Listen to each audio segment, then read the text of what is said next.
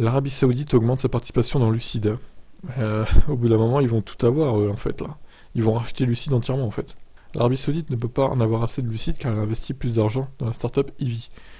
Le Royaume du Moyen-Orient a augmenté ses investissements de 9% au cours du dernier trimestre, comme l'ont révélé les documents déposés auprès de la SEC. Le Royaume effectue des investissements à l'échelle mondiale en utilisant son fonds souverain, connu sous le nom de fonds d'investissement public.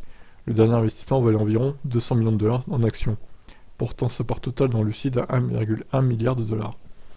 Ça donne à l'Arabie Saoudite une part majoritaire de 62% dans l'entreprise. Il y avait des rumeurs d'une prise de contrôle complète de Lucid par l'Arabie Saoudite en janvier. On a émis l'hypothèse que le Royaume avait fait appel au service de JP Morgan pour mener à bien l'accord. Cependant, il n'y a pas eu de confirmation officielle. Le gouvernement saoudien a investi 1 milliard de dollars dans Lucid en 2018, avant même que le fabricant de voitures électriques ne soit rendu public. L'Arabie Saoudite est prête à mettre sa bouche là où se trouve l'argent, car elle a commandé 50 000 véhicules électriques à Lucid et s'est engagée à acheter entre 1000 et 2000 voitures par an.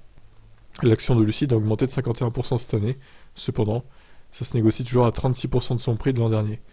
Mais les performances de l'entreprise sont suffisantes pour lui valoir une note achat de Citi qui est optimiste quant à la technologie et au positionnement des produits Lucid. L'Arabie Saoudite a été impliquée dans une saga d'investissement avec Tesla en 2018 qui a amené le PDG Elon Musk devant les tribunaux. Cependant, le gouvernement répartit ses investissements dans les VE en créant une co-entreprise VE avec Foxconn. Tous les regards seront tournés vers Lucid la semaine prochaine car il est prévu de publier ses états financiers du quatrième trimestre 2022 et de l'année complète le 22 février 2023. Très bien. Alors, l'Arabie Saoudite qui voulait racheter la F1 aussi, il y a quelques temps de ça, bon, c'est tombé à l'eau, mais l'Arabie Saoudite, ils veulent racheter tout en fait. Incroyable. Ouais, je vous laisse commenter.